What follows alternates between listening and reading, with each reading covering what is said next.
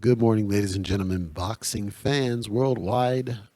This was not an expected update because I did not think that I would see something like this from what happened with Madrimov versus Soro. And I talked about this in today's coverage of the event and kind of these fights that were happening.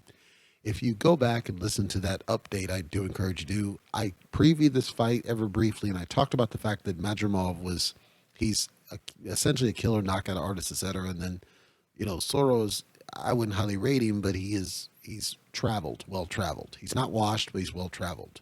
So if you're not watching the zone and you didn't watch the fight, it did come on somewhat early, like I figured, because of the time zone. Just so you, I want to just summarize. There are a couple of fights in history where controversy, sketchy outcomes, things happen where you think there's going to be a riot, or sometimes there is a riot. Sometimes there's stuff thrown into the ring. Like sometimes things happen that are so bad, the fans are livid because of the outcome. So I did not watch the fight. However, I'm aware of what happened by way of aftermath. And in summary, Madrimov got a stoppage win. However, here's the problem with the way that this was done. So, for the vast majority of the fight, Madrimov was dominant. And it seemed like Madrimov, I don't know if it's because of the way the arena was set up or what happened. The ref dropped the ball. Like I remember Tim Bradley versus, I want to say, Jesse Vargas, I believe, where there's a sequence, might have been Diego Chavez, come to think of it, but there was a sequence where the ref seemed to mishear the final clacker, and then the bell is off or something's weird. Regardless, Madrimov has Soto against the ropes, and he's throwing pieces on Soto, and Soto's really hurt, but he's trying to do something. Bell rings, and Madrimov's still throwing and lands like 6 or 7 flush shots on the guy after the bell. Now, if you know the rules, this is illegal. You're not supposed to hit after the bell.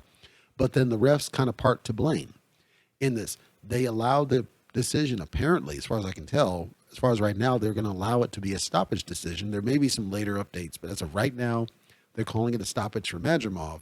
This is round 9 if this happens.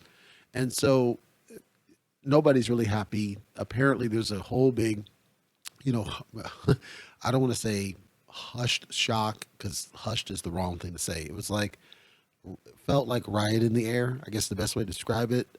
Corners were screaming. It was pretty bad. And Madrimal says, "Hey, we can run it back and do a rematch. I don't mind doing that."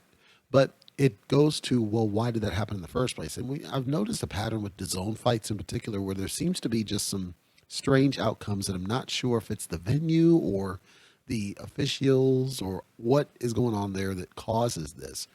But I guess if you do subscribe to the zone or maybe check on the updates after the fact, but what's been told is there's like 6 or 7 flush shots landed after a bell rings, which is breaking the rules.